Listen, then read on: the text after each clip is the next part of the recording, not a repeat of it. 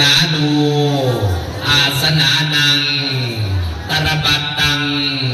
กลวิสนิงภิกขุสังคัสสาโอโนสยามะสาธุโนพันเตภิกขุสังโฆข้าแต่พระสงฆ์ผู้เจริญพวกข้าพระเจ้าทั้งหลายหมายมีพอเท่าเสียงจำปาพบด้วยลูกหลานทานเสียงแก้วพบด้วยครอบครัวลุงพบด้วยครอบครัวเท่าเหนือพบด้วยครอบครัวเท่าเอพบด้วยครอบครัวเท่าพุ่งเพชรพบด้วยครอบครัวเท่าภูเขาสิงโตพบด้วยครอบครัวเท่าเมฆสิทธิปัญญาพบด้วยครอบครัว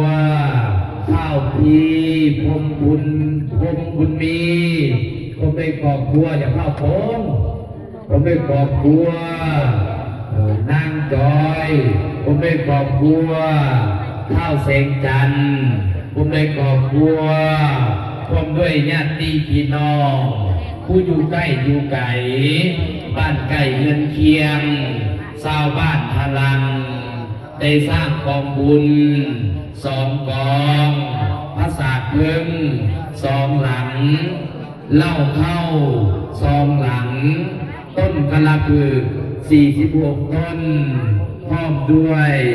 ธนบัตรปัจจัยดอกไม้ธูปเทียนเครื่องเสบาทและเครื่องบริวารทั้งหลายเหล่านี้ขอถวายแด่พระสงฆ์ขอพระสงฆ์จงหับแล้วเพื่ออุทิศไปจงดวงวิญญาณของแม่เท่าน้องมณีผู้เป็นแม่ผู้เป็นยาผู้เป็นอาผู้เป็นตาผู้เป็นน้องผู้เป็นเอื้อยผู้เป็นญาติพี่น้องของพวกขน้อยที่ได้ล่วงลับไปแล้วขอจงมาจงฮับจับเอาถ้าหับแล้วหากตกถูกขอให้พ้นจากถูกหากถึงสุขขอให้ได้ถึงสุขยิ่งขึ้นไปตามต่อเท่าเข้าสู่พระนิพพานในอนาคตการเบื้องหน้าพุ่งเทินถ้าหากว่าพวกข้าพเจ้ายังเวียนว่ายตายเกิดในวัฏฏะสงสารขึ้นสื่อว่าความทุกข์ให้เข็ดใจให้ซักอับปัญญาจะได้เกิดนี้แก่พวกข้าพเจ้าถ้าหากว่าพวกข้าพเจ้าเกิดแล้วขอให้สมบูรณ์ด้วยรูปสมบัติสิริสมบัติอายุสมบัติโภคะบางเมื่อเป็นลัสสีตนสิกไฟเสด็จจากป่าไม้เข้าเมืองวันนั้นก็มีด้วยปากการสันใดอันว่าคนหน้าแก้วเก็บปากการเก้าคือว่าแก้วปัดธรรมลาดเรื่องเลือตาแก้วพิลางามเพิ่นพุงแก้วมันนีพุงลัดสามีแก้วพีทูลมีคำมาแก้ววัดศิลากลากอาภาแก้วมุดางามสวยสดเงินและคำส่วนเลื่อนลายก็จงตู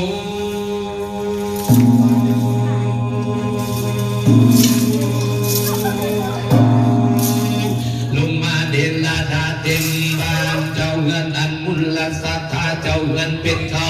กับทั้งขอยาให้พวกทานทุกโศกเศร้าเข็นใจสั่งเถื่อนก็ขาดเถื่อนนิดที่ตา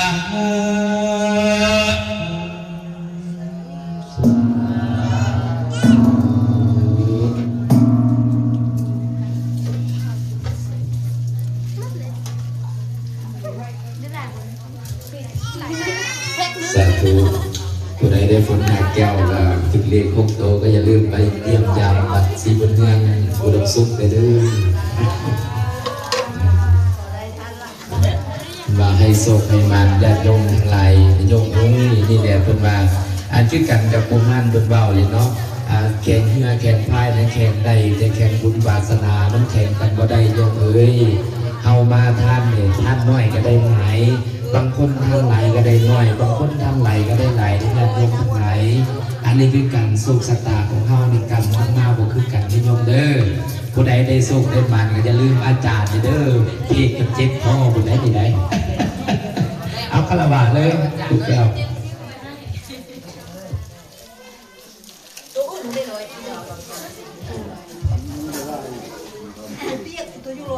ถ่ายแล้วว่าเด้อออกตอนนั้นเล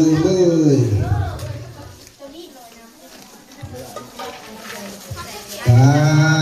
นะโมตัสสะภะคะวะโตอะระหะโตสัมมาสัมพุทธัสสะนะโมตัสสะภะคะวะโตอะระหะโตสัมมาสัมพุทธัสสะนะโมตัสสะภะคะวะโตอะระหะโตสัมมาสัมพุทธัสสะสาธุสาธุมุขน้อยทั้งหลายได้คงปล่อยหาบัญญัติกันคำตอบดอกไม้และเทียนสีแต่งดวงดีดวงงามน้องประเสริฐงามลำเลิศภูมิมาลามีทำลงเพิ่งเจ้าจุมผาธรรมาลาและขัดเข้าหอมเฮาเท่าทั่วทรณีหวานมีสีมาลาโกกินหอมผู้ยินจังงามมีทั้งดอกกามและเกิดเรื่องเงินละเรือนอยู่กลางไฟงามมลมพัดไปพันมาเปลืองแปลงถูกแต่งแล้วจึงใดมาสมมาผู้แม่ผู้บายจันรู้ในปามาทาดูจิตผู้ดีรู้ในปามาทาผู้ใจผู้ดีผู้รู้ในปามาทาด้วยสาวนาลูกใดลูกนึงก็ดีก็ให้พ่อแม่ครูบาอาจารย์โอสิกรรมน้ำเถื่อนยังโทษปังปังอันยังบาปเวลายังเวนโอสั่งยังโทษคอยพูดว่าขน้อยทั้งหลายผู้เป็นลูกเต้าสิโยมนิมดทุกตนทุกองค์กับจังตนขน้อยนี้เดิน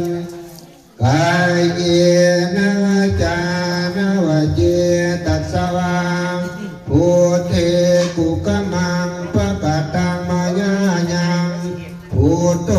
ปฏิกันนันตัวจะยันตังกาลันตะลิสังวลิตุ